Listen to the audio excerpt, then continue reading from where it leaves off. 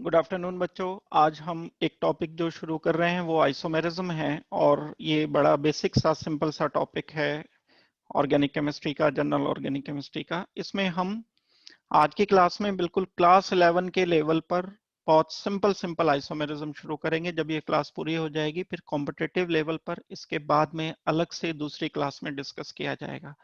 तो आज की क्लास बिल्कुल क्लास 11 के लिए डेडिकेटेड रहेगी। क्या होता है आइसोमेरिज्म, सबसे पहले हम ये देखते हैं। एक कोई कंपाउंड हमें गिवन है और मॉलिक्यूलर फॉर्मूला गिवन है उसका, उस मॉलिक्यूलर फॉर्मूले से एक से ज्यादा स्ट्रक्चर लिखे जा सकें अगर, तो वो सारे स्ट्रक्चर्स आपस में एक दूसरे के आइसोमर्स बोले जाते हैं। जैसे मैं एग्जांपल लिखूंगा तो ज्यादा क्लियर आपको बात समझ आएगी। सपोज करते हैं हमें गिवन है C4H10।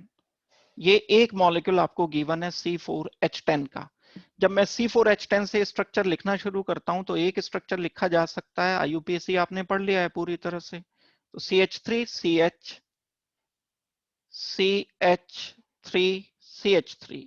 आप इसमें कार्बन चेक करो, हाइड्रोजन चेक करो। कार्बन हो गए 1 2 3 4, 4 कार्बन है। हाइड्रोजन की गिनती करो, 3 और 3 6 और 3 9 और 1 10। मॉलिक्यूलर फार्मूला पूरा हो गया। तो एक स्ट्रक्चर मैं ये लिख पाया जिसका नाम है 2 मिथाइल प्रोपेन। नाम जब आप इसका लिखोगे तो लिखोगे 2 मिथाइल प्रोपेन। दूसरा एक और स्ट्रक्चर इससे मैं लिख सकता हूं, सेम मॉलिक्यूलर फार्मूला है, सेम मॉलिक्यूलर फार्मूला रखते हुए मैं एक दूसरा स्ट्रक्चर लिख पाऊंगा CH3 CH2 CH2 and CH3।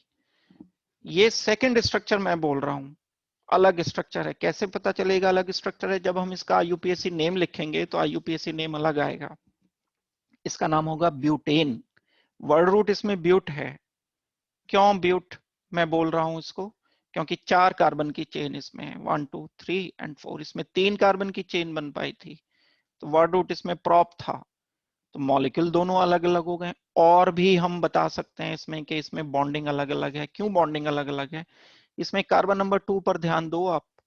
ये कार्बन नंबर 2 एक ट्रेशरी कार्बन है, एक ऐसा कार्बन है जिससे 3 कार्बन ग्रुप लगे हुए हैं, तो हम इसको ट्रेशरी कार्बन कहते हैं। तो एक स्ट्रक्चर में ऐसा लिख पाया जिसमें ट्रेशरी कार्बन मौजूद था।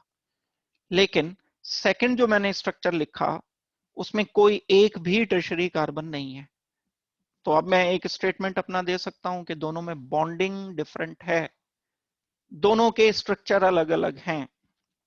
दुनिया के कोई से भी दो स्ट्रक्चर्स जिनमें अलग अलग हम बोल सकें कि ये अलग अलग ओरिएंटेशन है या अलग अलग स्ट्रक्चर हैं, उन दोनों को हम आइसोमर्स बोल रहे होते हैं। Same molecular formula but different structures. क्या बोलना चाहिए हमें?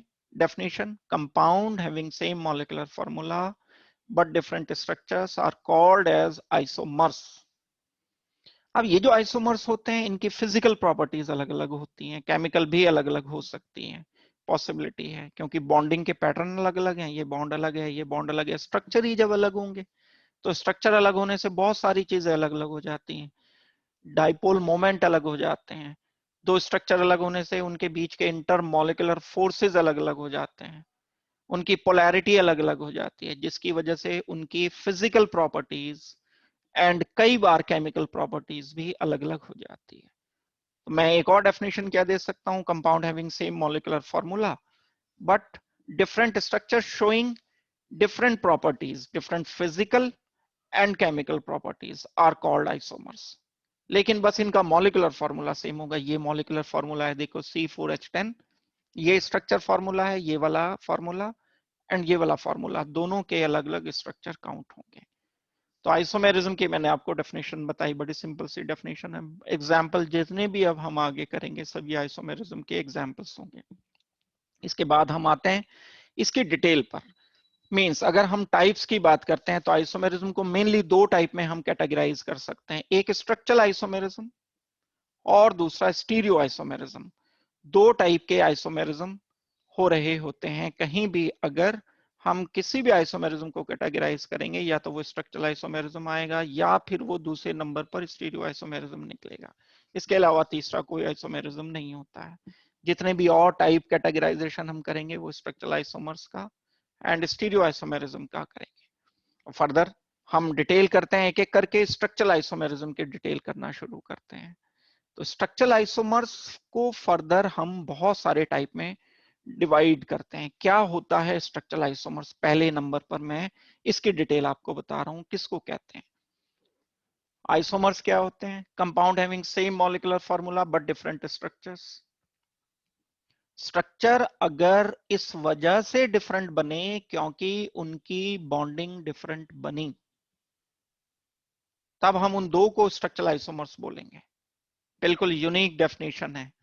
जैसे मैंने अभी एक थोड़ी देर पहले आपको एग्जांपल बताया था, मेरे पास एक ब्यूटेन था 4 कार्बन का और दूसरा 2 मिथाइल प्रोपेन था।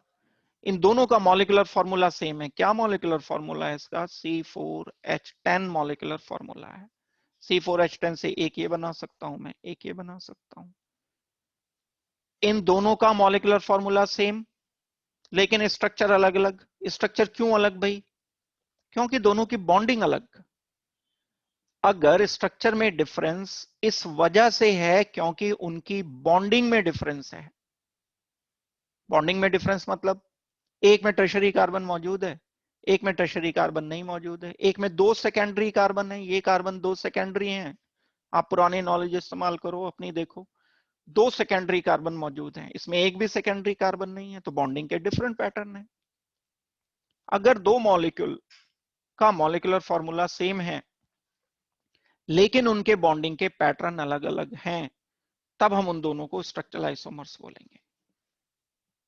तो structural isomers are the isomers which have different structures due to difference in bonding pattern, ये स्ट्रक्चरल आइसोमर्स बोले जाते हैं। अब जब भी आप कभी दो स्ट्रक्चर की बॉन्डिंग के पैटर्न में अंतर देखो तो आप उनको स्ट्रक्चरल आइसोमर्स बोल दो। यानी स्ट्रक्चरल आइसोमर्स को हम चेक करने के लिए बॉन्डिंग के पैटर्न में डिफरेंस जरूर देखेंगे। अगर नहीं मिला हमें बॉन्डिंग के पैटर्न सेम मिले दोनों के, फिर हम उन्हें स्ट्रक्चरल आइसोमर्स नहीं बोलेंगे, फिर हम उनको स्टीरियो आइसोमर बोलेंगे। आगे चल करके हम डिस्कस करेंगे ये बात। एक बात ये हो गई आपकी। तो स्ट्रक्चरल आइसोमर्स को हम फर्दर कई सारे टाइप में कैटेगराइज करते हैं। तो मैं आपको इसकी पहले नंबर पर डेफिनेशन बता देता हूं कि इसकी डेफिनेशन क्या है। डेफिनेशन मैं लिखा देता हूं कि स्ट्रक्चरल आइसोमेरिज्म की डेफिनेशन क्या होगी। क्या डेफिनेशन हो जाएगी स्ट्रक्चरल आइसोमेरिज्म की? Compounds having same molecular formula but different structures due to difference in bonding। Example इसके क्या हो जाएंगे? बहुत सारे एग्जाम्पल्स हैं, उनमें एक एग्जाम्पल हमारा है C4H10 can show two structural isomers।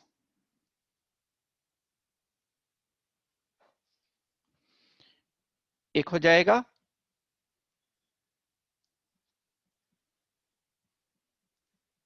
Butane और एक हो जाएगा 2 मिथाइल प्रोपेन। ये दो एग्जाम्पल्स हम दे सकते हैं C4H10 के। एक हो जाएगा ब्यूटेन, नॉर्मल ब्यूटेन यानी स्ट्रेट चेन ब्यूटेन, और दूसरा हमारा एग्जाम्पल हो जाएगा 2 मिथाइल प्रोपेन। देखो इसमें बॉन्डिंग के पैटर्न अलग हैं, एक टर्शरी कार्बन है और इसमें दो सेकेंडरी कार्बन है। तो इनको हम बोलते हैं कि ये दोनों आइसोमर्स एक दूसरे के स्ट्रक्चरल आइसोमर्स होंगे। स्ट्रक्चरल आइसोमर्स कई सारे टाइप के होते हैं। कौन कौन से टाइप के होते हैं स्ट्रक्चरल आइसोमर्स, वो हम डिस्कस करते हैं। एक स्ट्रक्चरल आइसोमर्स होता है, स्ट्रक्चरल आइसोमर होता है चेन आइसोमर। अभी हम इसके डिटेल डिस्कस करेंगे। पोजिशनल आइसोमर, इसके अलावा functional isomer, metamer and tautomer. ये 5 टाइप के, नंबर 1 हो गया, नंबर 2 हो जाता है, ये नंबर 3 हो जाएगा, नंबर 4 होगा एंड नंबर 5 होगा। ये 5 टाइप के स्ट्रक्चरल आइसोमर्स होने का क्या मतलब है? इसका मतलब है कि इन पांचों में बॉन्डिंग तो अलग होगी ही होगी। इन 5 के 5 स्ट्रक्चर में बॉन्डिंग के पैटर्न अलग होंगे, लेकिन और एडिशनल भी कुछ अलग हो सकता है। जब कार्बन चेन में डिफरेंस आएगा, हमारे पास दो मॉलिक्यूल इस तरीके के हैं कि उनमें कार्बन चेन ही डिफरेंट है, बॉन्डिंग तो अलग होगी होगी जब कार्बन चेन डिफरेंट हो जाएगी। बॉन्डिंग का पैटर्न भी डिफरेंट हो और कार्बन चेन भी अलग हो, तब हम उन्हें चेन आइसोमर्स बोलना शुरू कर देंगे। कैसे डिफाइन करेंगे चेन आइसोमर्स को? Compound having same molecular formula but different bonding pattern because of difference in carbon chain.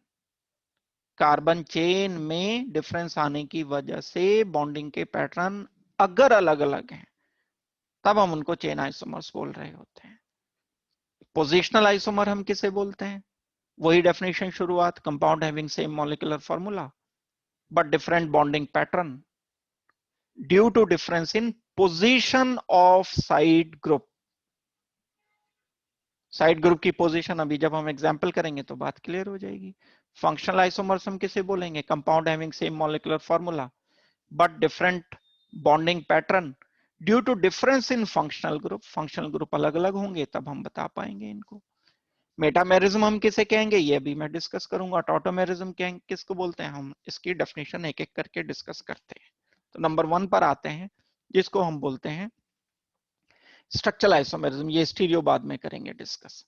Chain isomerism किसे बोलते हैं हम? स्ट्रक्चरल आइसोमेरिज्म के बहुत सारे पार्ट में से पहला पार्ट है chain isomerism. It is a type of structural isomerism in which isomer differ in the number of carbon atom present in main chain। अगर आपको कहा जाए कि एक मॉलिक्यूल है जिसका मॉलिक्यूलर फॉर्मूला C5H12 है, अब इसकी मैं कई सारे स्ट्रक्चर लिख सकता हूं। एक स्ट्रक्चर इसका लिखा जाएगा जिसमें कार्बन चेन 5 की बन रही है, जैसे मैंने लिख दिया CH3 CH2 CH2 CH2 CH3। Count करो कार्बन कितने हैं? 1 2 3 4 5, 5 कार्बन हो गए।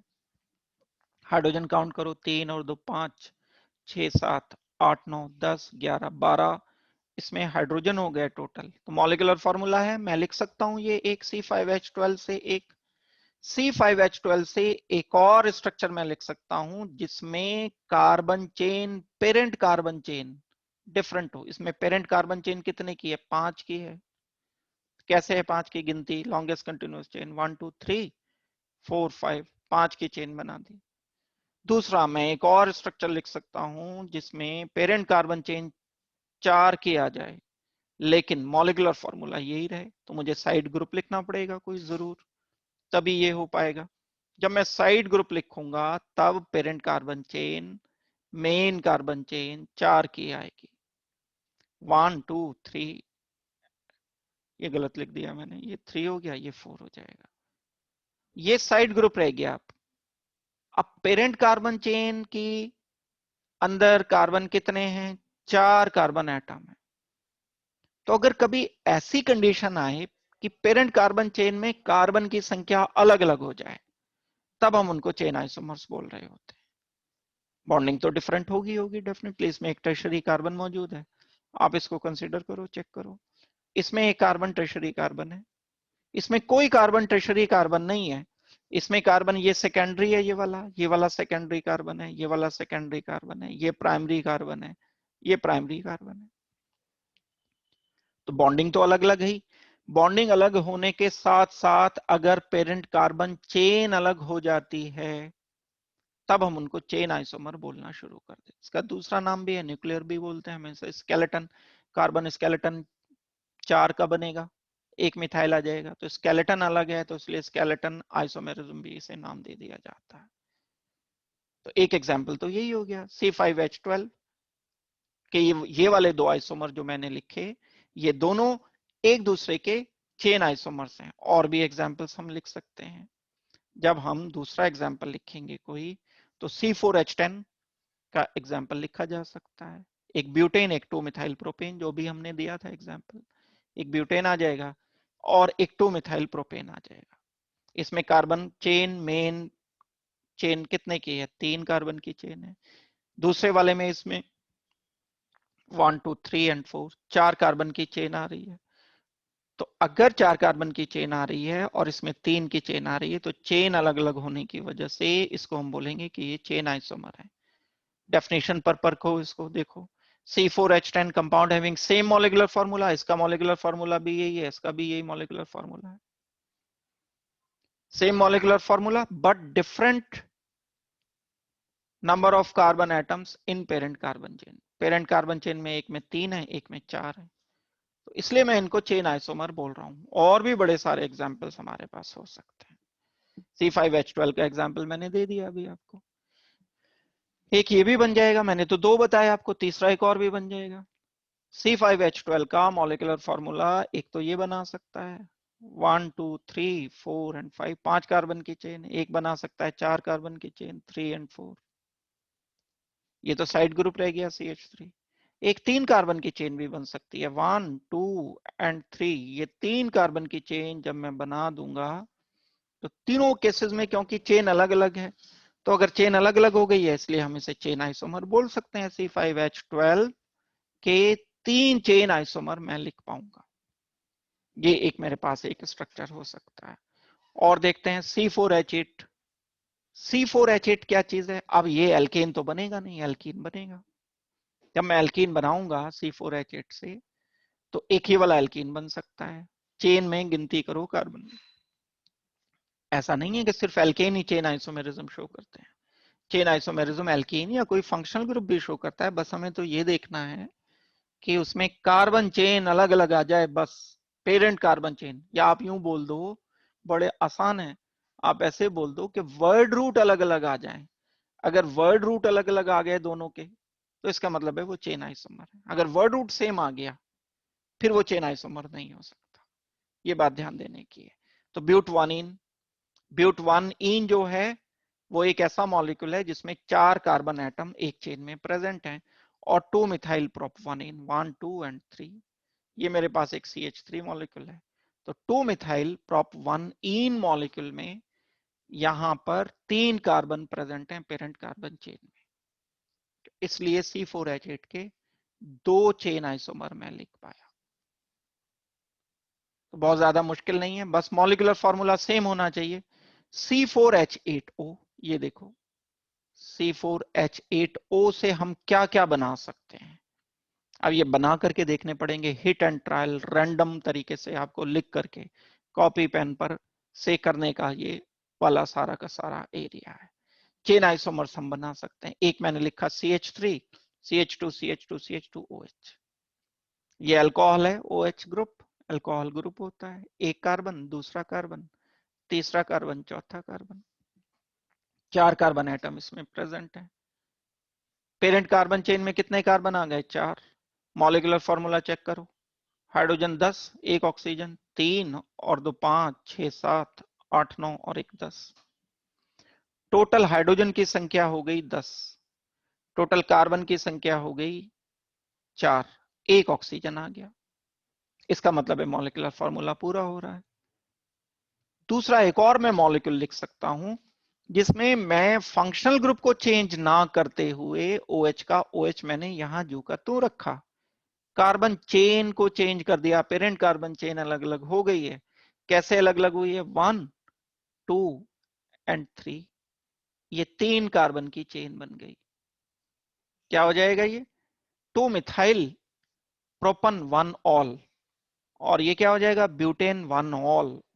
वर्ड रूट अलग अलग है देखो दोनों में, एक में ब्यूटन 1 ऑल हो गया, ब्यूट वर्ड रूट 4 का है, और दूसरे में कितना है? क्या है? प्रॉप है, प्रॉप 3 कार्बन के लिए यूज हो रहा है। तो हमने डेफिनेशन में क्या किया था, अगर हमारी पेरेंट कार्बन चेन डिफरेंट हो जाती है तो वो chain isomer, even despite of the fact that they have same functional groups.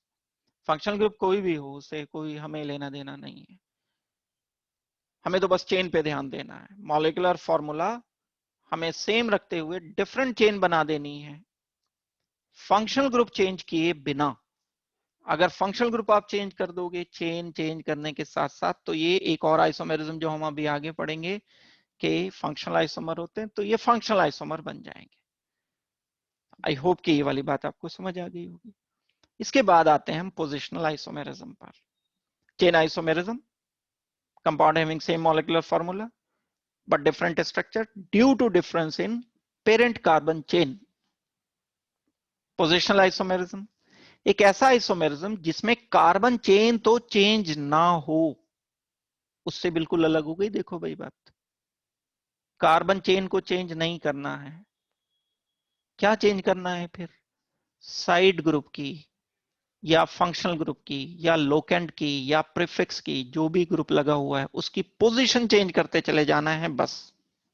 मैं एग्जांपल लिखूंगा तो एकदम समझ आ जाएगी बात, समझदार हो सब लोग आप। ये कार्बन है 4 कार्बन, ये कार्बन है 4 कार्बन।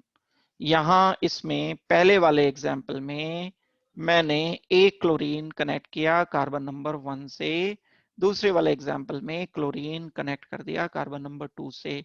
इसमें कार्बन चेन की गिनती गिनो कितनी है, 4 कार्बन की काउंटिंग है। पेरेंट कार्बन चेन में कितने कार्बन है? 4 हैं। यहां पर गिनो कितने हैं टोटल, पेरेंट कार्बन चेन में 4 कार्बन है, तो इन्हें मैं चेन तो नहीं कह सकता। बॉन्डिंग तो अभी भी डिफरेंट है तो ये स्ट्रक्चरल आइसोमर। क्यों स्ट्रक्चरल आइसोमर है? क्योंकि इनकी बॉन्डिंग अलग अलग है। कैसे पता चला बॉन्डिंग अलग है? इस पहले वाले मॉलिक्यूल में जो क्लोरीन लगा हुआ है प्राइमरी कार्बन से लगा हुआ है, दूसरे वाले एग्जाम्पल में जो क्लोरीन लगा हुआ है ये क्लोरीन सेकेंडरी कार्बन से लगा हुआ है। आप जानते हो सेकेंडरी कार्बन किसे कहते हैं? वो कार्बन जिस पर 2 कार्बन फर्दर कनेक्ट हो, ये सेकेंडरी है। तो बॉन्डिंग तो दिख रही है हमें, साफ साफ दिख रही है कि ये अलग अलग बॉन्डिंग है, यानी ये स्ट्रक्चरल आइसोमर तो हैं, लेकिन उसके बावजूद भी इनमें पेरेंट कार्बन चेन सेम है। तो क्या डेफिनेशन मैं दूं पोजिशनल आइसोमेरिज्म की? सेम पेरेंट कार्बन चेन होते हुए अगर साइड ग्रुप की पोजीशन अलग अलग कर दी जाए, तब हम ऐसे आइसोमर्स को पोजिशनल आइसोमर बोलते हैं। 1 क्लोरोब्यूटेन, इसका नाम क्या होगा? 1 पोजीशन पर क्या लगा हुआ है? क्लोरीन। क्लोरीन को क्या बोलते हैं? Chloro butane.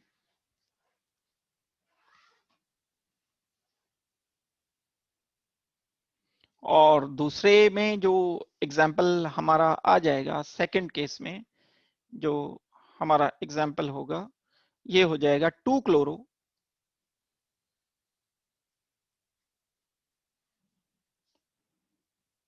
और ब्यूटेन।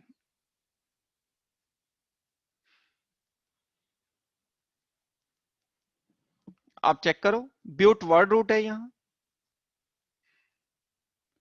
और इस केस में भी ब्यूट वर्ड रूट है। पेरेंट कार्बन चेन दोनों केसेस में सेम है। दैट मीन्स ये एक दूसरे के पोजिशनल आइसोमर। पोजिशनल आइसोमर्स के लिए कंडीशन क्या है? Parent carbon chain same, side group की पोजीशन अलग। चेन आइसोमेरिज्म के लिए क्या पोजीशन है? पेरेंट कार्बन चेन ही अलग, साइड ग्रुप तो देखना ही नहीं है। जब चेन ही अलग हो जाएगी फिर क्या साइड ग्रुप चेक करना? बस पेरेंट कार्बन चेन अलग हो जाएगी तो पोजिशनल आइसोमर नहीं कह सकते, हम उन्हें चेन आइसोमर्स बोलेंगे फिर। तो डेफिनेशन देखो, मैंने बता ही दिया आपको definition. It is a type of structural isomerism in which isomer differ in position of a substituent। substituent जैसे मैंने क्लोरो लगाया था तो ये substituent था, मिथाइल भी substituent हो सकता है, एल्काइल ग्रुप हो सकता है, ये हेलोजन ग्रुप हो सकता है, ये फंक्शनल ग्रुप हो सकता है। इनकी पोजीशन बस अलग अलग करनी है, डिफरेंट करनी है। these isomers have same carbon chain। देखो फंक्शनल ग्रुप वाला एग्जांपल लेते हैं, क्लोरीन की जगह OH लिख दो आप, सेम मैं कार्बन चेन रखता हूं, चेंज भी नहीं करता, मैं 4 की 4 ही रखता हूं। 4 कार्बन पर एक OH लगा दिया आपने। 1 पोजीशन पर है फंक्शनल ग्रुप, 4 कार्बन पर OH की पोजीशन 2 है।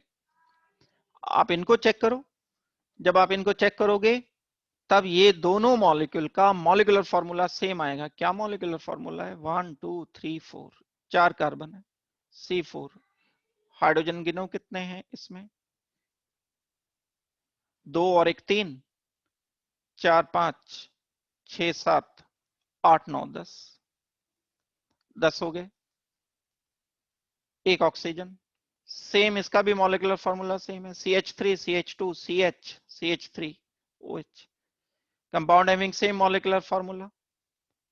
Same parent carbon chain but different position of OH। OH की पोजीशन ये 1 है, OH की पोजीशन ये 2 है। हम इसको बोलेंगे कि ये एक दूसरे के पोजिशनल आइसोमर्स हैं। तो बहुत कोई मुश्किल बात नहीं है, पोजिशनल आइसोमेरिज्म एक आसान पार्ट है, कोई डिफिकल्ट बात ये नहीं है। दूसरे नंबर पर आते हैं। इसके बाद ये है हमारा फंक्शनल आइसोमेरिज्म। फंक्शनल आइसोमेरिज्म है तो आइसोमेरिज्म ही, मॉलिक्यूलर फॉर्मूला तो सेम रहेगा, है तो स्ट्रक्चरल आइसोमेरिज्म ही, बॉन्डिंग तो डिफरेंट ही रहेगी। Same molecular formula but different bonding. लेकिन एक और चीज मुझे अलग करनी पड़ेगी और वो है फंक्शनल ग्रुप। जब मैं दो कंपाउंड ऐसे लिखता हूं जिसमें फंक्शनल ग्रुप ही अलग अलग हों लेकिन मॉलिक्यूलर फॉर्मूला सेम हो, तब वो दोनों एक दूसरे के फंक्शनल आइसोमर काउंट होंगे। जैसे एग्जाम्पल के लिए, जब मैं एग्जाम्पल लिखूंगा तो आपको बात ज्यादा अच्छी तरह से क्लियर हो जाएगी। एक होता है aldehyde CH3 CH2 C double bond oxygen H। इस फंक्शनल ग्रुप को बोला जाता है एल्डिहाइड। दूसरा एक और मैं फंक्शनल ग्रुप लिख रहा हूं CH3 C double bond oxygen CH3। ये लिख दिया मैंने एक दूसरा डिफरेंट फंक्शनल ग्रुप कीटोन। इन दोनों का मॉलिक्यूलर फॉर्मूला चेक करो जरा, 3 कार्बन है, C3 हाइड्रोजन की गिनती करो 3 और 2 5 और 1 6 H6। एक ऑक्सीजन है तो ऑक्सीजन लिखना पड़ेगा, इसका तो मॉलिक्यूलर फॉर्मूला लिख दिया। इसका मॉलिक्यूलर फॉर्मूला 1 2 3 कार्बन लिख दिए, 3 कार्बन। हाइड्रोजन की गिनती करो 3 हाइड्रोजन लिख दिए, सॉरी 3 और 3 6 लिख दिए, ये वाले 3 प्लस 3 6 हो गए लिख दिए। एक ऑक्सीजन है इसमें मौजूद, ये ऑक्सीजन मैंने लिख दिया। तो सेम मॉलिक्यूलर फॉर्मूला है, इसका भी डिफरेंट नहीं है।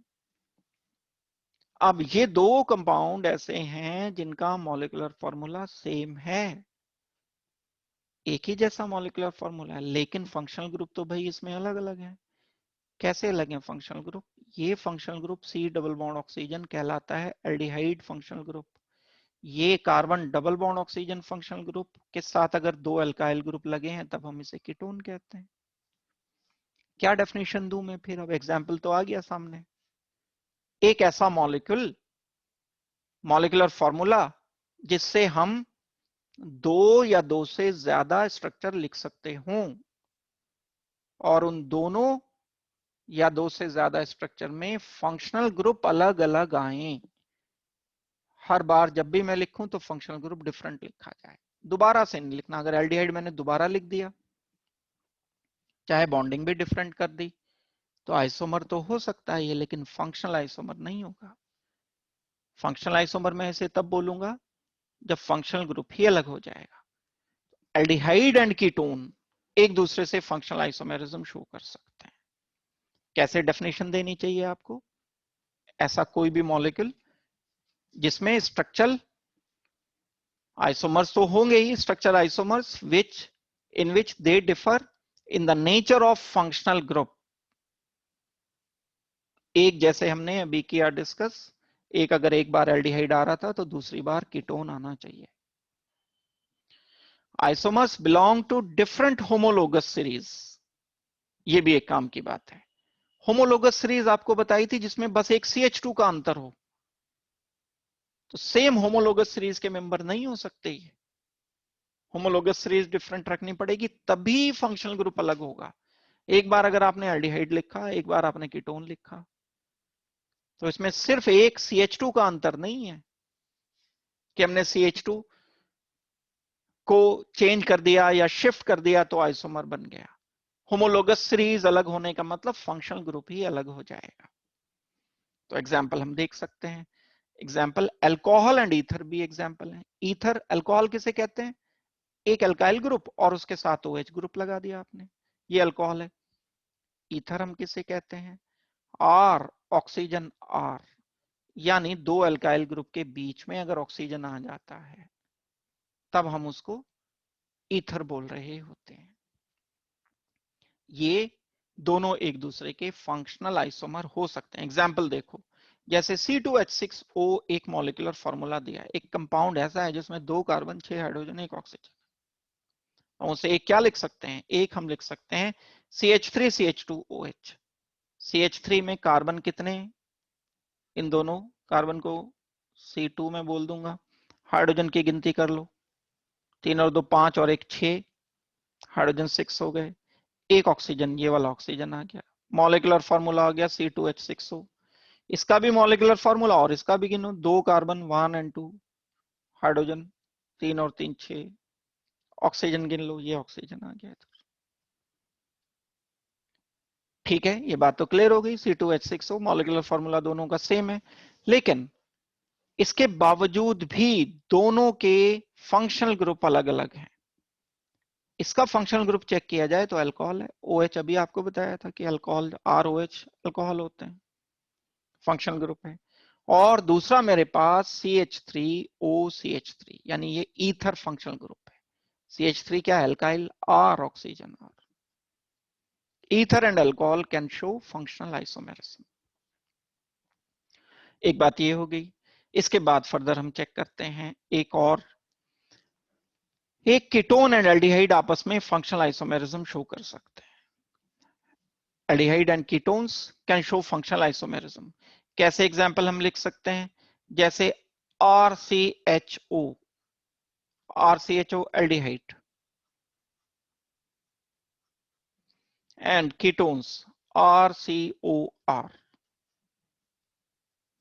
मैं कोई एग्जांपल लिखता हूं, CH3 CH2 CH2 C double bond oxygen H, carbon count करो 1 2 3 4, 4 कार्बन हो गए, C4, हाइड्रोजन काउंट करो 8, 3 और 2 5, 6 7 और 1 8, एक oxygen.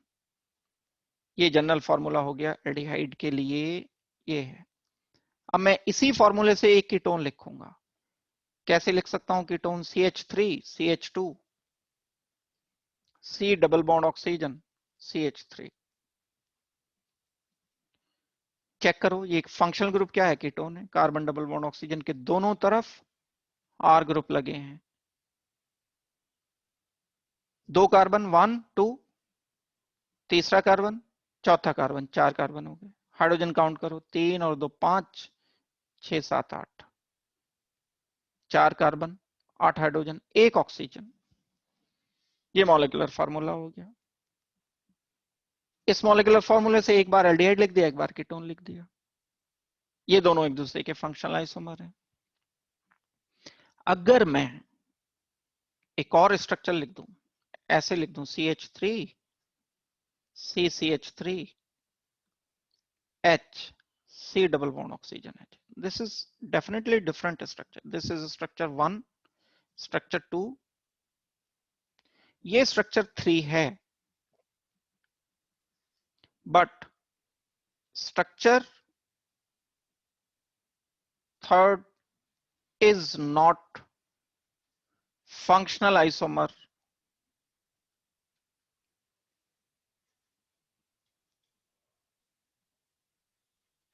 of 1।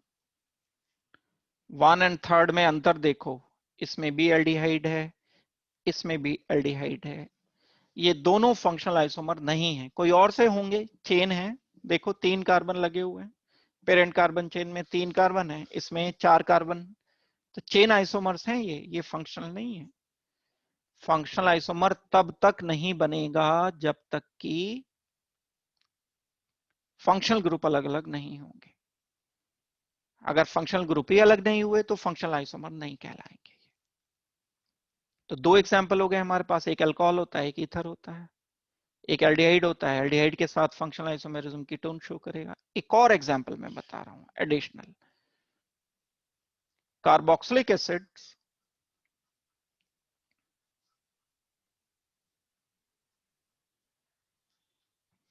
can show functional isomerism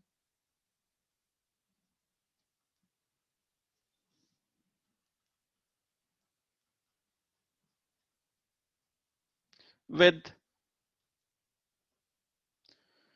asters. Carboxylic acid क्या होते हैं? RCOOH को हम कार्बोक्सिलिक एसिड कहते हैं। RCOOH कार्बोक्सिलिक एसिड है। एस्टर क्या होते हैं? RCOOR। ये दोनों एक दूसरे के फंक्शनल आइसोमर हो सकते हैं अगर मॉलिक्यूलर फॉर्मूला सेम है तब। एक कोई एग्जांपल लिख करके देख लेते हैं। जैसे मैं लिखता हूं CH3 CH2 C double bond oxygen oxygen H। This is carboxylic acid. 3 carbon है, काउंट करो इसे। 3 कार्बन, हाइड्रोजन की गिनती करो। 3 और 2 5 और 1 6, हाइड्रोजन हो गए 6। ऑक्सीजन कितने हो गए? 1 और 2, ऑक्सीजन हो गए 2। मॉलिक्यूलर फॉर्मूला लिख दिया मैंने। एक और मैं लिख सकता हूं, ये तो है कार्बोक्सिलिक एसिड।